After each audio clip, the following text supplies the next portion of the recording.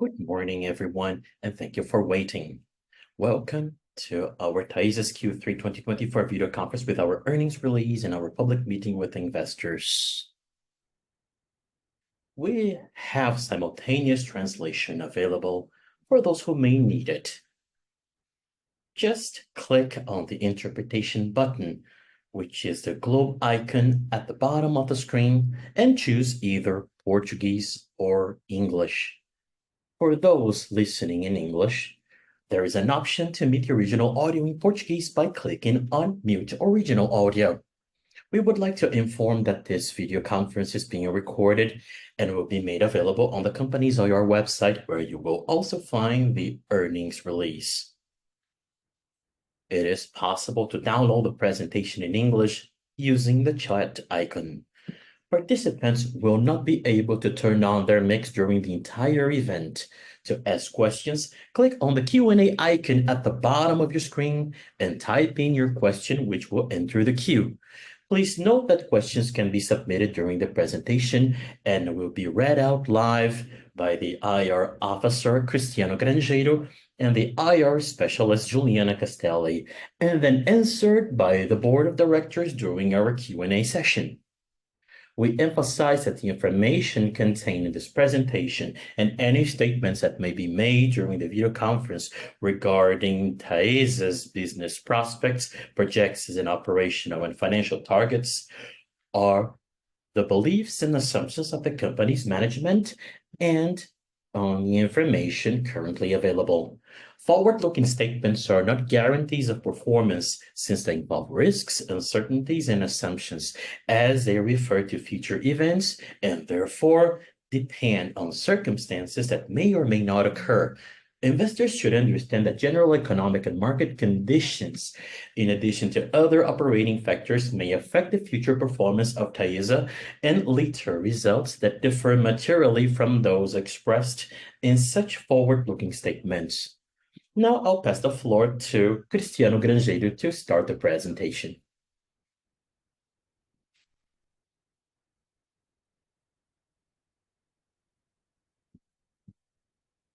Good morning, everyone, and welcome to TAESA's Q3 24 earnings release session.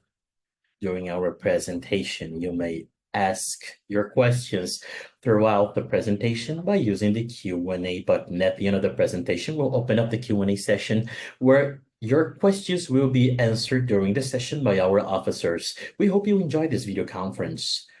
On slide 3, we'll go through our strategic drivers, which are key to TAESA.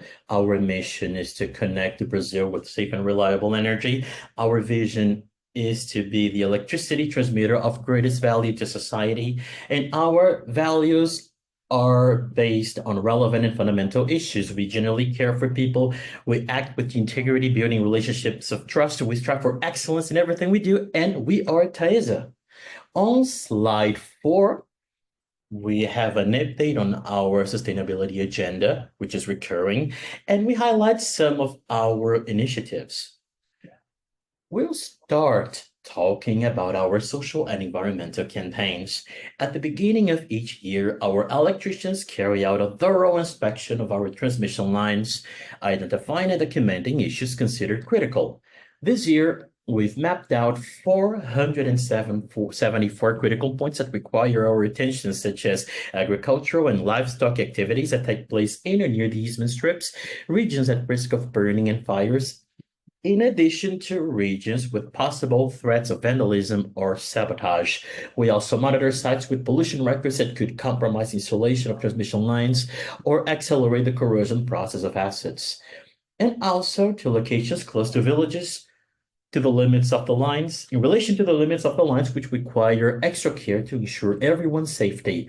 These critical points are key for targeting our preventive initiatives and awareness-raising efforts, helping to maintain the safety and integrity of the assets and of the surrounding communities. In 90% of these locations, we carry out various campaigns aimed at raising environmental awareness to engage those involved, directly or indirectly, with TAESA's assets. The aim is to foster a mindset of environmental responsibility, encouraging the constant search for solutions and improvements. Some of the topics covered by our technicians are the importance of safety to prevent incidents of vandalism, the correct practice of solid waste disposal, essential precautions for living safely near transmission lines, in addition to general guidance on environmental preservation and awareness. These campaigns are key to developing a culture of sustainability and safety in the communities around our operations. Secondly, we highlight our efforts in capacity building by running courses and trainings designed for these communities.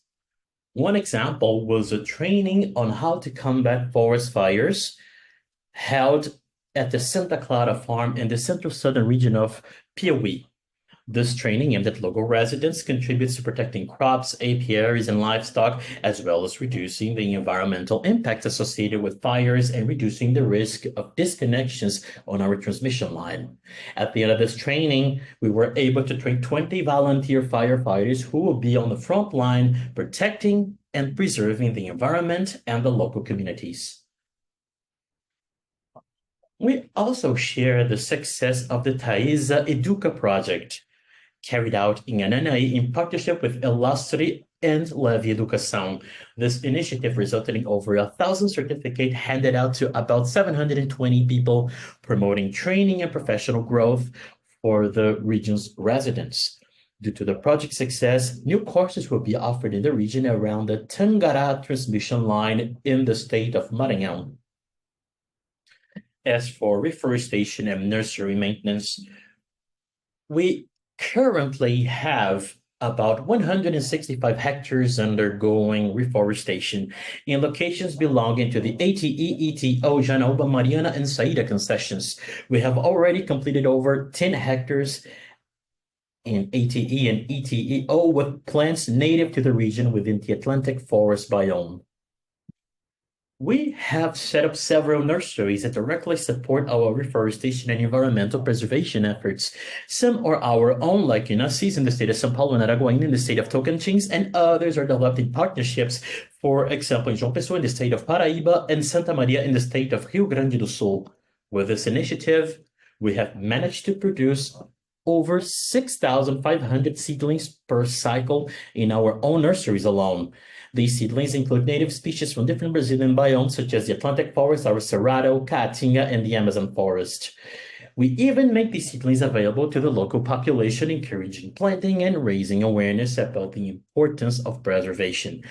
These actions reaffirm our commitment to environmental restoration, preservation, education, and recovery, promoting a more balanced ecosystem and strengthening our relationship with local communities. Now, the results for the third quarter of 2024, we have the main highlights on slide 5. First, looking at recurring basis, the net regulatory income was up 3.4%, and their regulatory costs and expenses were down 5.1% year on year. Consequently, aside from non-recurring effects, the adjusted regulatory EBITDA was up 5.3% in the same comparison. As for the 9-month cumulative period, the net regulatory income was up 2.2%, totaling 790.8 million reais. It's worth noting that during this quarter, the result was influenced by the REP's repositioning in relation to the RTP, that is the periodic tariff revision, that was issued last July. Cash flow was also temporarily influenced by an adjustment portions of about 35 million that shall happen in the next 5 tariff cycles.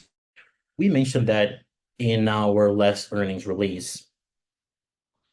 Some highlights of the quarter now, such as TAESA's 60 debenture issuance of 400 million in volume at a CDI cost plus 55 base points and a maturity of 7 years. We will use the resources as cash replenishment and working capital.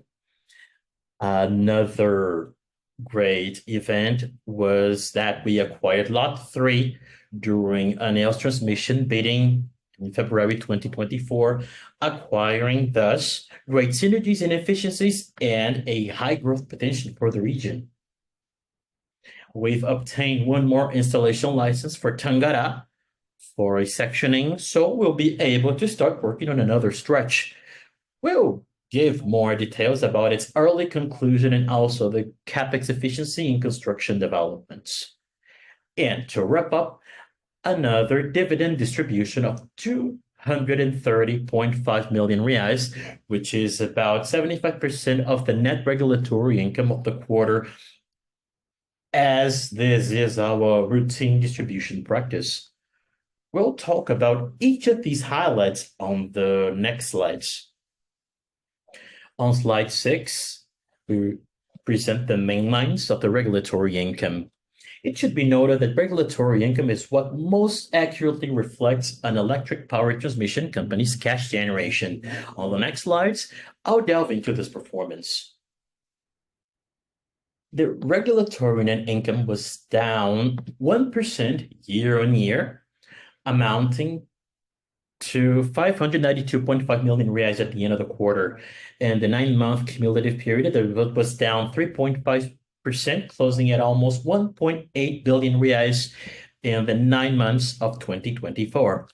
I'll delve into that in the next slides, but I'd like to say in advance here that we had some non-recurring effects that influenced the comparison negatively, and I'll highlight them going forward.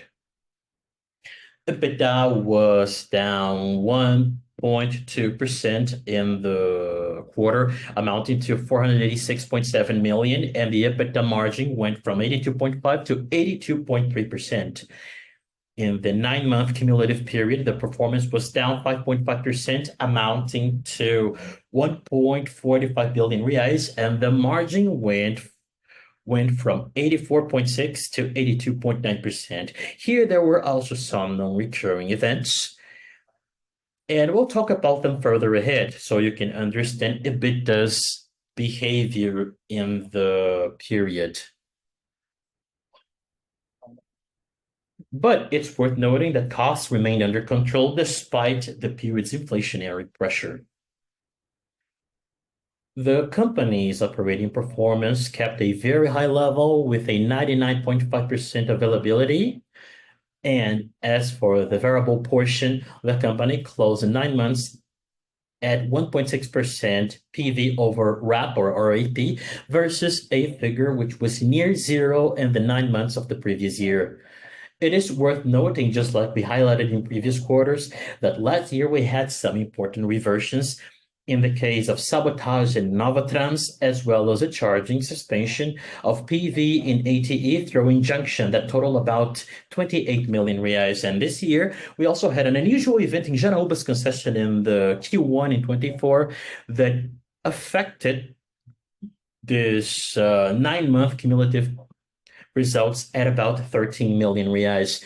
When we look specifically at the VP of this year, the number was pretty much in line, and the figure was 0.9% of the RAP of the period. As for the net regulatory income, it was down 5.9%, amounting to 307.3 million reais in the quarter, and the 9-month cumulative period was up 2.2%, with an accumulated income of 790.8 million reais. And of course, we'll explain this performance on the next slides. Now, on slide 7, we talk more about the effects that affected regulatory income in the quarter as well as in the whole year. Our net regulatory income in Q3 2024 was down almost 6% year on year, totaling 307.3 million, as we mentioned in our previous slide. The main effects were, 1, in the financial result, we were 30 million down basically due to a higher IPC, National Extended Consumer Price Index, between the periods, whose effect was intensified by the reconciliation between the expected and actual index, accounted monthly as monetary variation associated to a lower average cash volume. In income tax and social contribution, despite a very positive result in income tax and social security in the quarter, we had a very positive result with an actual rate of less than 5%, but this line is up 14 million due to the benefit of a higher deduction on interest on equity last year. These effects were partly offset by the 22.8 million growth using the equity method due to the inflation adjustment of the IPCA in the new 24-25 RAP cycle, to the renovation of the EATE SUDAM tax benefit at TB with retroactive effects to the date of our request in the beginning of this year. And the third event was the start of Ivaí's operations at the turn of the year. As for the company's EBITDA, it dropped 6 million reais, mainly due to non-recurring effects that we'll highlight on the next slide. Before that, however, I would like to highlight the positive performance of 2.2% regulatory income in the 9-month cumulative view, amounting to about 791 million reais. And the important events were the equity method growth, which is basically due to the same reasons I stated above, and an important improvement in income tax and social contribution of 71.1 million reais due to the combination and better use of many tax benefits by TAESA, besides the positive impact in the 4 mergers of companies carried out between the end of the last year and April of this year.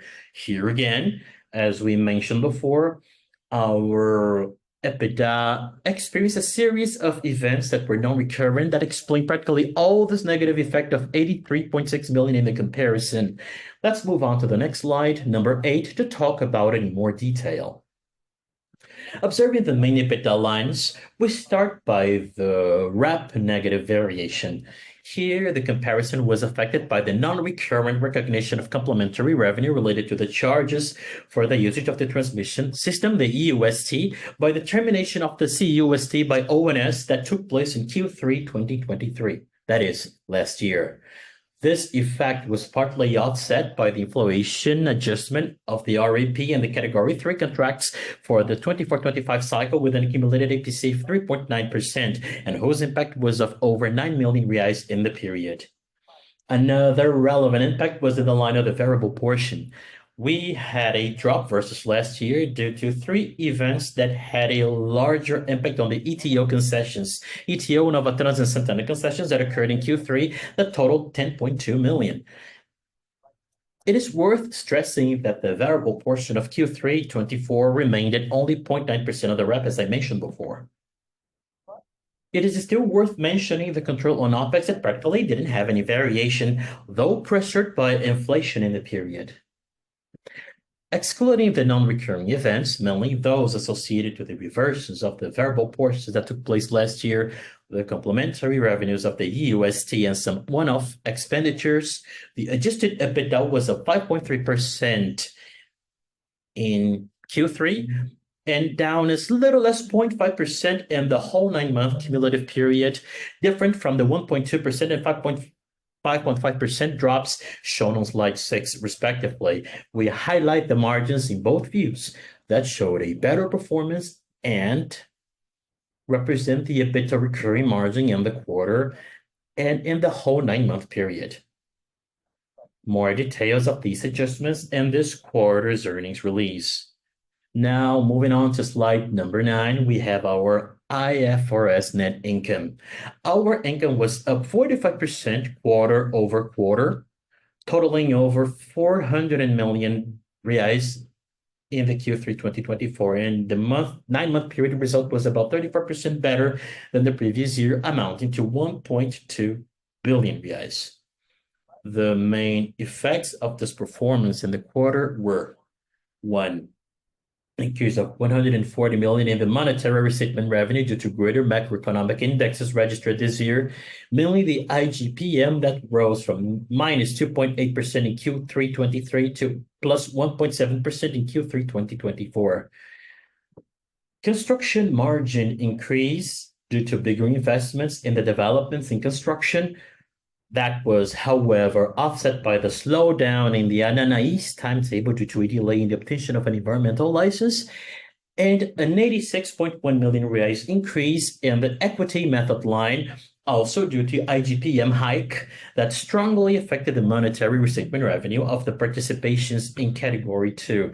These positive effects were offset in part by the increase in income revenue due to credit registered in Q3 23.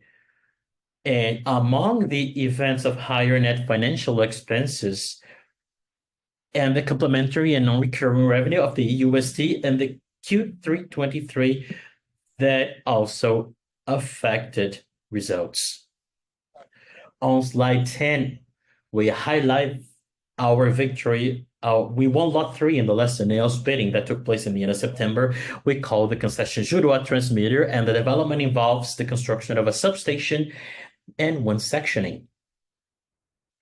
Lot 3 is located in mid-state São Paulo, near two of our concessions, ATE and ETEO, and consequently, we managed to attain very important operational efficiencies. In other words, the EBITDA margin of these assets is over 90%.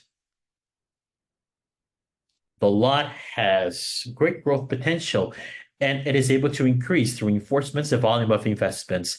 Though smaller, TAESA sees Lot 3 as a strategic concession located in a high-consumption hub with a growth forecast in the country's electric power demand. We expect high CapEx efficiency, 25% higher versus that of CapEx NL, due to partnerships with the strategic providers and adoption of technical solutions, which reflect our reputation in the EPC and equipment supply markets due to the relevance and success of our portfolio of developments concluded in the last years. Besides, in the financial schedule, we were able to ensure over 50% of the CapEx to be paid in the last year of the work. As for anticipation, we consider the period in the notice of 6 months as of the regulatory deadline. The lot acquired present construction aspects that are very similar to those of Tangará and Santana developments, which offers us a differential of expertise, planning, and value added in the project. It's also important to point out that TAESA has a competitive cost of capital with an excellent strategy and lower than the average market. Through our funding conditions and tax efficiency of allocation of capital in the group, we have been able to present an optimized capital structure that is capable of creating value for Lot 3. Finally, it's worth remembering that the concession runs under the regime of deemed taxable income method. As the project evolves, we'll render more details and information on its development. Now, moving on to slide 11, let's update you on our ongoing projects. We obtained one more environmental license in the beginning of October for Tangará for a sectioning of a transmission line in Açailândia and Miranda 2, which will allow us to start the works in that part of the line. Pitiguari, Tangará, and Saída are evolving within expectations, and we expect to conclude them over 2 years before ANEEL's final deadline. So we have important data that we are providing to the market as we are over 2 years ahead in these projects. Ananaí remains a focus as the license for one of the stretches has not been issued yet. We've been working to mitigate impacts of this delay, and now we expect to conclude it 11 or 15 months before the regulatory deadline. This anticipation is important as it is a big project. We've been working hard to keep these anticipations that we have been disclosing. As for reinforcements, we also expect to deliver some phases of the Novatrans reinforcements this year already, as we remind you that this is currently our biggest ongoing endeavor in construction. Looking at these 4 greenfield projects that we talked about, the average CapEx efficiency is of about 15% in relation to CapEx NL. CapEx up to this moment in 2024 total about 700 million reais, and we expect to end the year between 900 million and 1 billion reais. For 2025, the investments in these projects, plus the 7 big reinforcements, investments shall remain between 1.6 and 1.8 billion reais, and the remainder amounts to between 300 and 500 million reais for 2026. We remind you that this curve doesn't consider the lot 3 we just mentioned on the previous slide. Now, an important disclaimer on the slide is that this expected CapEx curve that we consider for our 4 greenfield projects and our 7 reinforcements is our best estimation now, but due to external reasons, this information might change going forward. As our projects evolve, we suggest you follow them with us as we aim to keep the market informed on such expectations. On slide 12, we present the evolution and the company's indebtedness profile. At the end of this quarter, the company's total net debt amounted to about 11 billion reais, considering all of our shareholdings, leveraging stabilized at the 4 times range. The actual average cost of our debts is at 5% and an average period of 4.8 years, a little better than what was announced in the previous quarter due to the extension of the latest issuance of debentures 15th and 16th with longer maturities. Our cash position remained at 1.6 billion reais, and the mix of indexes remained at 66% of the debts linked to the IPCA, 31% to the CDI and the IGPM, with 3% related to the second series of the 15th issuance of debentures that we carried out in April this year. The company's corporate rating at a national scale, followed by Moody's and Fitch, is of the highest acknowledged level, AAA. Both agencies revisited the prospect from negative to stable this year, which is a very positive sign given by credit risk agencies about the evolution and implementation of our financial and capital strategies. On slide 13, we highlight the 16th issuance of debentures of TAESA concluded in September. We raised 400 million in a single series for cash replenishment and working capital. Maturity time is 7 years with yearly amortization in the 6th and 7th years, and the rate stood at CDI plus 55 base points, remaining among the best recent issuances in Brazil. We'd like to stress here our financial strength and exclusive funding strategy confirmed by the best risk credit rating issued by the rating agencies. Moving on now to slide 14, before we wrap up our presentation, we announce one more earnings distribution based on the accumulated regulatory income of 2024. The board approved the distribution of 230.5 million reais among dividends and interest on equity. This distribution equals 67 cents per unit of TAESA, with a base date on November 11, 2024, and a payout for January 29, 2025. To easily explain the payout on the regulatory basis, we presented on the chart on the right-hand side. The 9-month net regulatory income has amounted to 790.8 million reais this year, coming back with the REP adjustments of 7.3 million that was highlighted in our last release. Due to the tariff review, the adjusted income has remained at 798.2 million reais. Considering that our proposal for distribution of earnings for 2024 is of at least 75% of our regulatory net income, we have reached a value of 598.6 million reais to be distributed on this cumulative result. As we have announced, 368.2 million reais on the result of the first quarter. The distribution proposal approved by the board remained at 330.5 million for the last quarter, which is equivalent to a payout of 75% of the regulatory income registered in the quarter. A little higher than the limit of the proposal announced this year, especially because of the return of the 7.3 million reais adjustment. With this announcement, the total value distributed up to the moment and related to 2024 has totaled about 600 million reais, about 76% of the cumulative regulatory income of the year. Well, that's all we had to present. Now, let's move on to the Q&A session.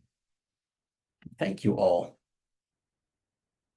Thank you, Cristiano. In this moment, we will open the session for questions and answers that will be conducted live and will count on the participation of the directors of the company. And in order to ask questions, let me remind you, you have to click on the icon, which is Q&A on the lower bar, and you're gonna write your questions there and it will be placed on the queue. Well, good morning, everyone. Thank you for your participation of every interested party. We have 400 people participating in this video conference of the third quarter with us. We have here Juliana, Rinaldo Pecchio, our CEO and CFO, Luis Alves, our technical director, and our implementation director too, and also our business director, Fabio Fernandes. Before starting our session, we received some questions, but let me pass the floor to Mr. Pecchio. He's going to make some initial considerations. Thank you, Cristiano. Thank you, everyone, for your interest in participating in this event. Thank you for the TAESA staff that allowed us to communicate these results, and we have good information to pass on to the public. There are a lot of people who worked hard for this. So this is a very important moment for this release, and this is a very important moment in the market.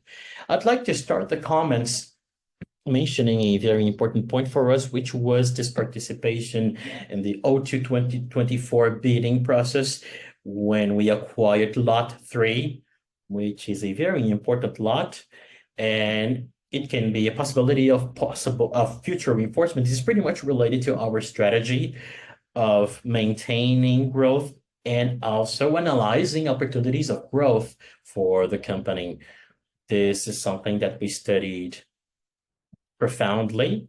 Many areas were involved in this analysis, and we established partnerships with suppliers so that we could bring something interesting. It's a small lot, but brings us a lot of sense, and it's pretty much related to the execution of our strategic planning. As for performance, the quarter result, when we analyzed the recurrent, that one that we projected the company ahead, it has been very consistent with good deliveries. And I'd like to highlight the topic related to cost below inflation. And we have been dealing with that in a very serious fashion because this is very important, because we want to have a more and more efficient TAESA. This is our commitment, and we have been able to show that by means of this cost control. I'd like to mention the investments in the period that are very relevant, almost 700 million reais in 2024, reminding you that 2023 was the best year of the company in terms of investment, and we have a perspective of investment, a prospect of capex investment of 1 billion for this year. And we would like to remind you that this is something within our planning, and it allows, for example, the shareholders payments and also growth. We also have new products lined up for the next months. It will also strengthen our income, and it was mentioned in our earnings release. And I'd like to highlight the payment of dividends of almost 1 billion reais in a year, being 230 million that we have as payment for next January, based on this result of Q3 that has been deliberated, representing a payout a little over 75%, as it was mentioned. I believe that all of these things that are related to a company that are looking at a very robust cash generation with new revenues incoming. So I believe that our prospects are very good within the board. I would also like to highlight that we have an implementation director that has been hired. He's going to start working in the beginning of November to run this developments program, as Luis is going to be more dedicated to the technical area. He is now the technical director in a formal way, and he will have now the exclusive dedication. I would also like to highlight our release that as we try to bring some information in a lean way to be more objective in the way we pass this information, highlighting some projects and also some expectation on these projects as for when we shall have new revenues. Another important data is related to the residual value of our assets in the concessions, which is something that we have to get more and more visibility. This is a very important value for the company. It means a lot for the company's cash flow in the future years. That is, in a general way, we are very proud to show a Q3 that we are aligning payment of shareholders and also growth. So these were the general comments. One more time, I'd like to thank you for your participation. Now we are here available to answer questions. So, well, thank you, Peggy. You mentioned some things that are very interesting. Well, let me answer some questions specifically. So Rafael asked a question. He asks two questions from sell side. So how does the company see the capacity of growth and investments for the next years as we are getting near the end of the concessions after 2030? And what is the level of leveraging currently? And how can we see the company's actions to deal with these needs as we can be more clear about the future steps of the company? So these are the two first questions. Well, thank you. This is a complex matter. As we have been talking about our strategy for a long time, we've been endeavoring to bring better and better information about it. But this is a topic that deserves a very fair discussion as for growth perspective. Firstly, what will happen to the company in terms of the maturity of some concessions? The company has already been working with some investment that have already been made to be able to replenish part of our RAP. We have a little less than 3 billion now in execution. This will help us have an increasing future revenue that will surely help us in this compensation for part of these concessions that will reach their maturity date looking forward. So we have to start, we nurture the start. We had just won a lot.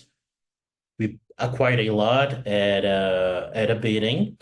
And we are, of course, analyzing our level of indebtedness. We made some very important adjustments, which is something very important for us too. And still, we were able to participate in the bidding and especially in a year where it will enter into operation, and leveraging shall drop as we start new projects. It's very hard to say specifically how much we will be investing in the next years. What we can say is that, as we have shown, we are open to possibilities that may make sense within the issues related to the company's indebtedness.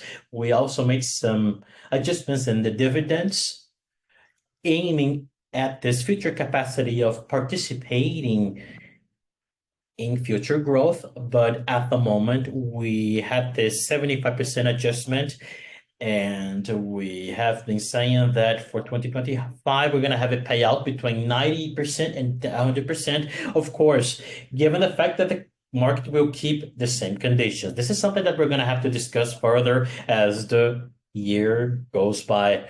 So, but these are some of the possibilities. Looking at the growth matters, I see opportunities, and of course, we're going to have this leveraging matter too, but we will be participating in biddings, and of course, we're going to use these opportunities to make this compensation, but you're still not able to know how much of this percentage will be used for the compensation in the near future. I believe that's it, Cristiano. Thank you, Mr. Pecky. Thank you, everyone. Good morning. The second question is from Adriano Ramos, and the topic is dividends and expectations. So Adriano asks, he comments, TAESA has always had a practice of announcing dividends and then paying right afterwards, but the time for payment has become longer. Could you say why? And will this time period keep the same? Well, what we practiced last year is what we're going to keep this year is what we are going to keep. We've been practicing as payment 2 quarters of the previous year. They are paid in the current years, and 2 quarters of the previous year remain for the next year. This is what has been happening. We have just released the earnings of the third quarter for payment for January. Why?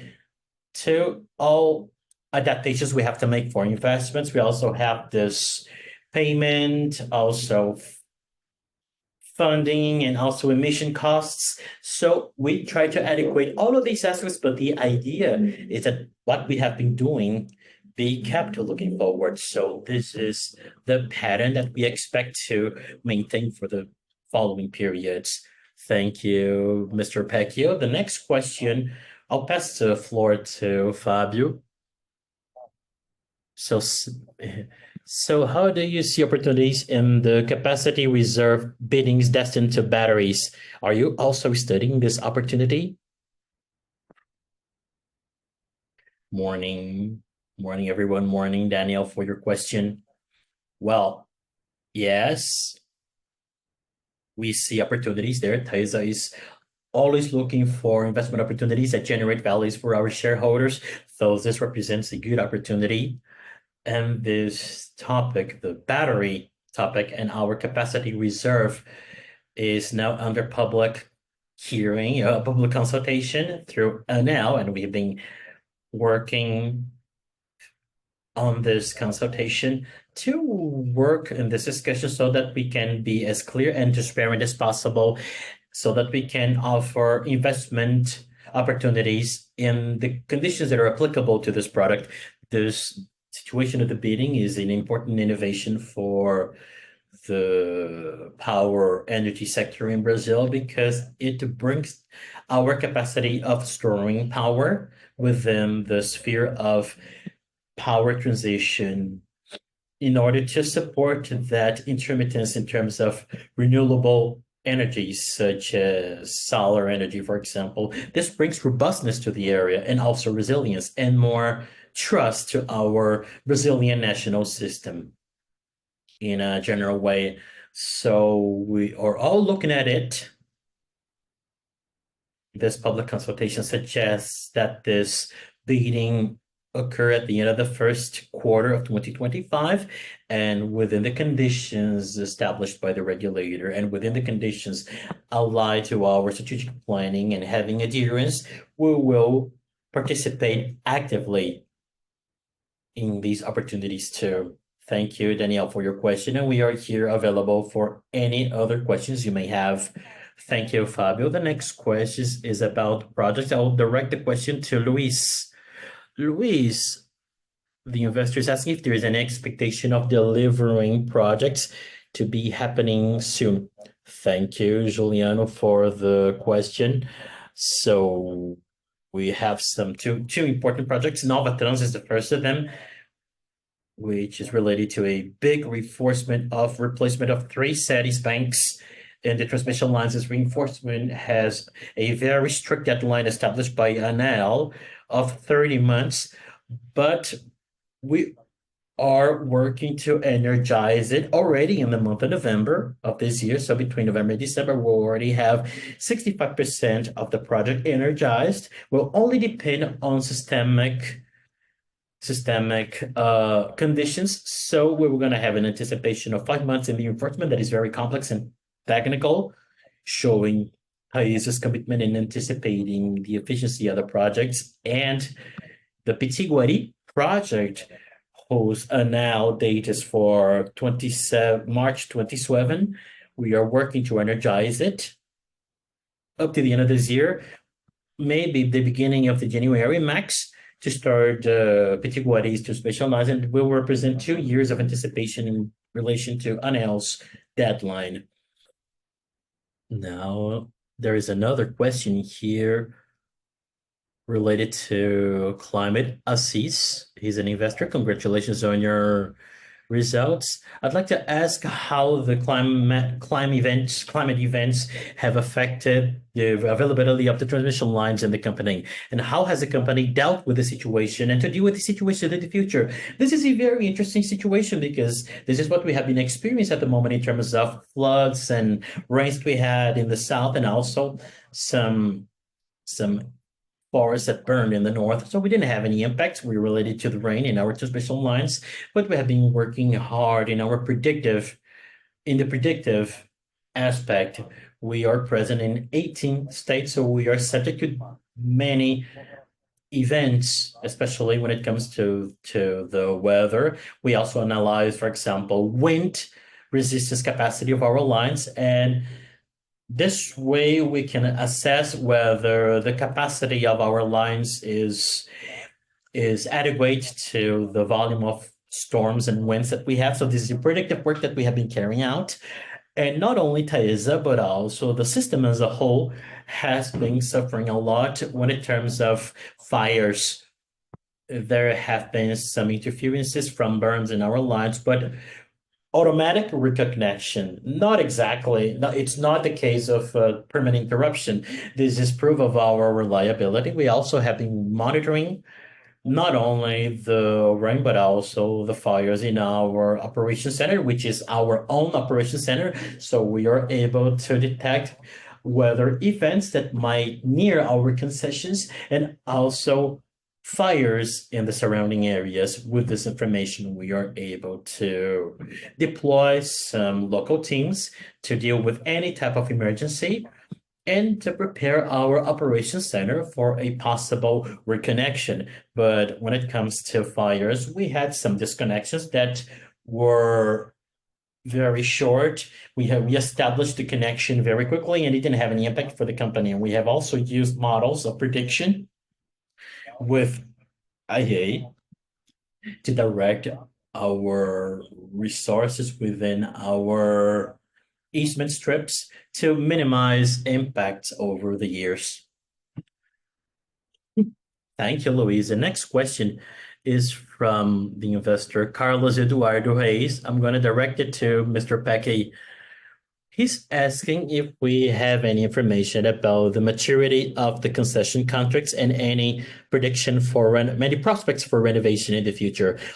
Thank you for your question, Carlos. The renovation issue is something that the companies are discussing along with the sector government bodies.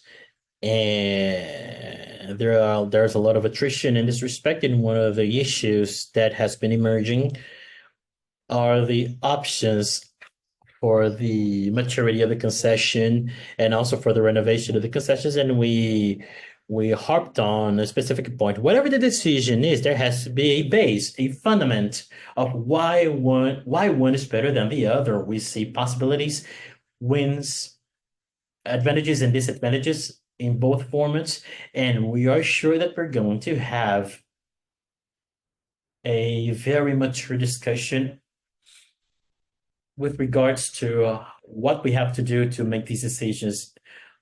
Are there some ordinances? So we have been asking ourselves what the bases are so that we can analyze what the advantages and disadvantages are for the company, not only for the companies, but also for the whole system and also for the consumer. This is a topic that is going to evolve a lot. I think 2025 is going to be a very important year to delve into this topic even more. We've been having discussions, we have participating in forums to voice our opinions as for what we understand as advantages, if it's worth it, for example, to extend our concessions. But of course, everything within a discussion that will still take place in the next month. And we are paying a lot of attention to these discussions to defend the interests of our company and to make the best decisions, not only for the company, but also for the whole national system. Another question for you, Mr. Pecky. From Analyze from Santander. Thank you for the question. Could you talk about the discussion of the deemed income for the companies and how this will impact the state in the following semesters. Thank you for your question. Well, the tax matters always require many opinions from different experts, tax experts, and also a long-term analysis on which new measure has been placed in the market, what is a legal fundament, legal base, and I would say that our results reflect exactly what the company understands as the correct thing when it comes to the Brazilian tax legislation. A possible discussion and also from the IRS related to deemed tax taxable income is something that has to be followed by analysis related to this matter, application, if there should be increases, if there is legal base. From our perspective, we are doing everything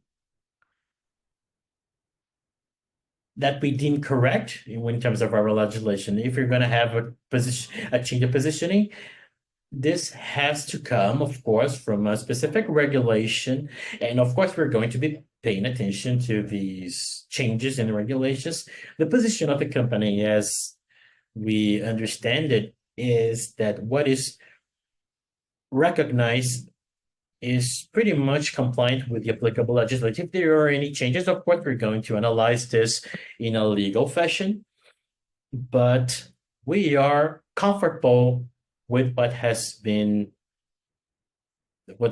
shown in our earnings releases. Thank you, Mr. Paquet. The next question is for you. We have two questions about leveraging. The first, what are the strategies that you are using to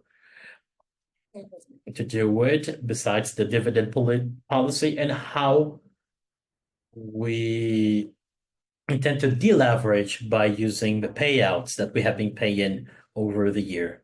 That's a good question. Well, I like to say that based on the investments, based on the ongoing investments that will bring revenue, I think that we have an unleveraging that is contracted or hired.